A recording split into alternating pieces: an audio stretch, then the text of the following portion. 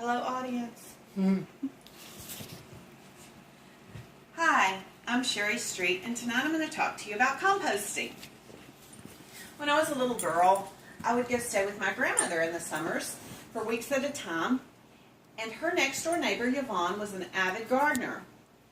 Yvonne, every summer, would put something on her lawn that would smell so bad. The smell would waft into my grandmother's yard, and we would have to go inside. It was so stinky, and she would say, "Oh, Yvonne has put that stinky compost on her yard again." So I grew up thinking compost was stinky, horrible stuff. So I was very surprised to find out it wasn't.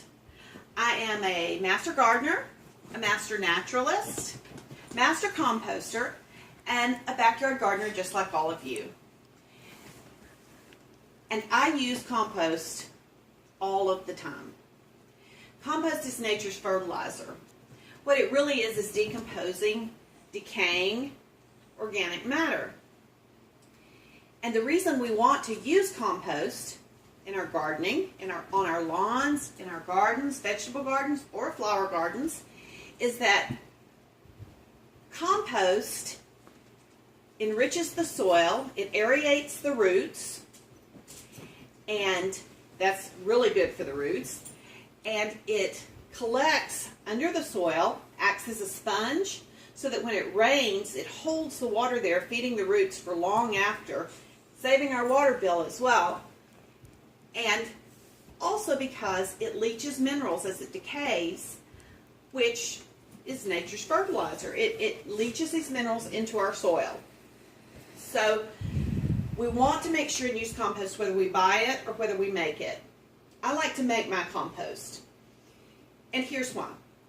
First of all, I like the satisfaction of making compost. I'm a creative person. And secondly, I like the recycling element of it. When you're composting, you're reusing your kitchen waste, you're reusing your grass clippings and your leaf clippings and all of your yard debris, your twigs and sticks, and all of that is getting reused and not getting sent to the landfill. And the other reason I like to compost is because that way I know what's in my compost. I put it there so I know what's in there. So there's two basic ways you can compost, and I do them both. Vermicomposting is worm composting, and it's so easy. You can do it in a small way, a larger way. You can use, you need a bin, and you can use like a little bin like a shoebox size, but not cardboard. You want plastic. Or you can use like one of the big Rubbermaid bins, poke holes in it with your drill.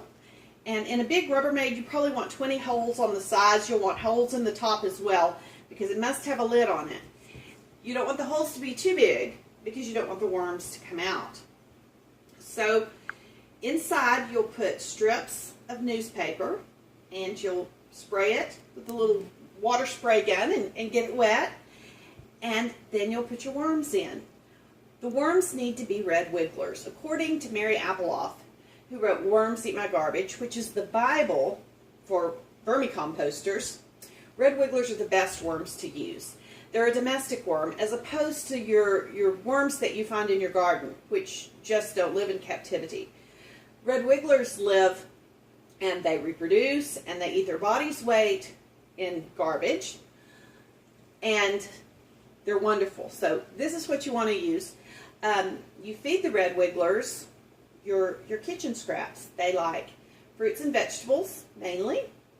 You could also give them coffee grounds, eggshells, but they love fruits and vegetables, and not fresh fruits and vegetables. You want to give them the fruits and vegetables that are in your refrigerator getting old. They may even have mold on them, and they love the mold.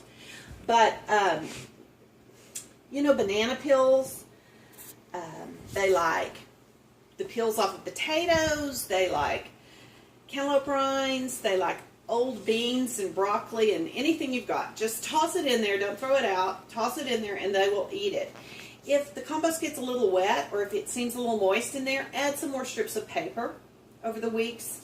If it seems to be a little dry, squirt it. In a little while you'll have the perfect compost. And so you dump it out. Use your gloves if you want, if worm composting is a little bit too much for you. You dump it out. You put shredded paper back in, and you put the worms back in. And be sure and sift through the compost to make sure you're not forgetting any babies or any hidden worms, and get them all back in the bin. And you're set to go again. Put the top on, you're set to go. And what you have is this really rich product that is so strong and so rich.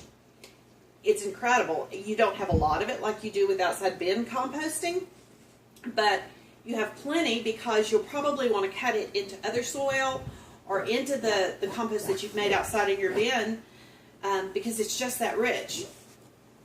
Now, the soil you make outside in the compost you make outside in your bin is also easy to make. For a bin, you can use chicken wire on poles. You can buy fencing. You can buy a bin at Lowe's or Home Depot or a place like that. I like to use pallets and just wire them together on the edges. Pallets are about the right height, and it's, again, part of the recycling thing for me and reusing. But you need your bin to be about 4 foot by 4 foot. Not too tall, because you're going to have to get a rake and get all the way to the bottom when you turn the compost pile. So if it's too tall, that's a little hard to do. So the compost pile inside, though, needs to be about 3 foot by 3 foot. That's optimum for the heat. It should be about 140 degrees in the center, even in the dead of winter. Now, if your compost pile isn't that, and you don't feel like measuring the temperature every day or every week, don't worry about it. All of the things you put into a compost pile will decay. Keeping the temperature at 140, make sure they will decay quickly, between 20 days and 3 months. But if you just let it go and you never turned it and you never regulated it, within a year, 6 months to a year, you would have compost anyway. So if you're a leisurely gardener and you don't want to strictly monitor it, that's fine. If you do, you might pick up Rodell's Book of Composting. It will tell you optimum temperatures. It will tell you to probably lay an old blanket on it in the winter. It will tell you the proper carbon to nitrogen to oxygen ratios to keep it at, and what to do if those get off balance.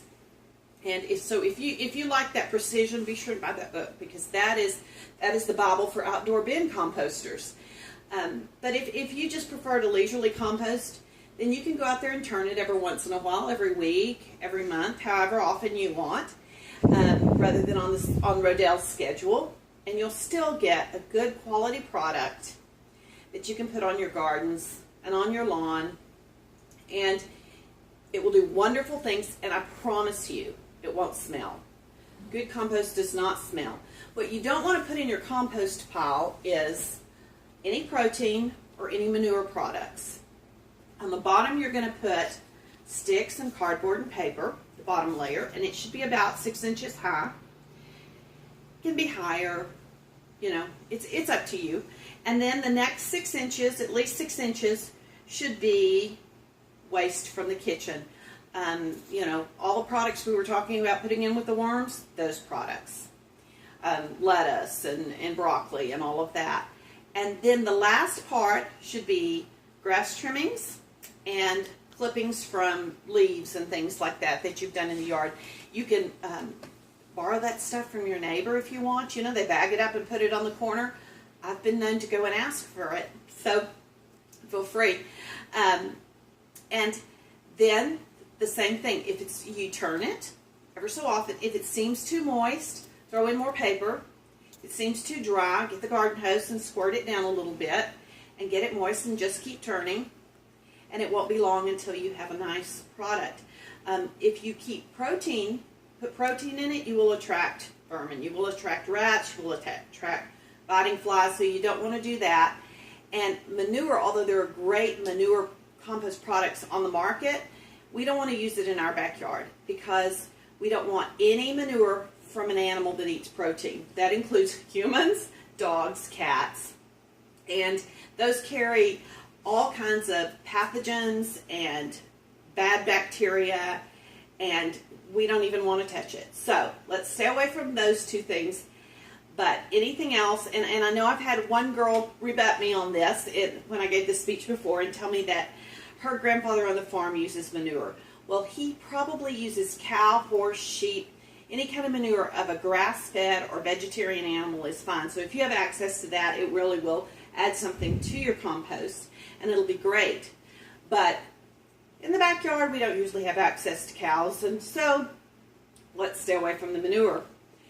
But other than that, you'll finish, you'll have a great product. It will be wonderful for your yard, and whether you buy it or whether you make your own, should smell like the earth after a rain. I don't know what Yvonne was using, but stay away from that. And enjoy your backyard gardening, and thanks for listening. Yay! Yay!